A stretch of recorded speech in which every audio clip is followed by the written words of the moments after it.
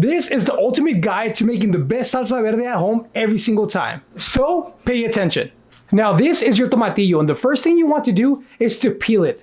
Now you have to be very careful because after you peel it, the little husk leaves a really sticky membrane that makes your salsa super bitter at the end. So the best thing to do is to wash your tomatillos really well so it won't be bitter or sour.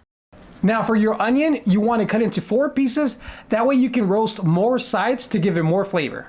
Now to the jalapenos, before we roast them, all you want to do is cut the little butts off.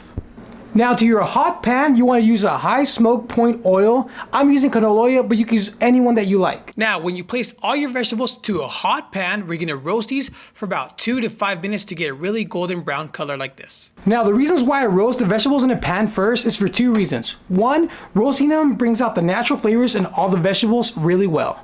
And 2, roasting the vegetables gives a really nice smoky flavor for your salsa verde. Now all you have to do is put all the ingredients after being roasted into a blender and blend to fully smooth. Or if you like it chunky, blend it a little bit less. And there you have it, the easiest guide of making your best salsa verde at home.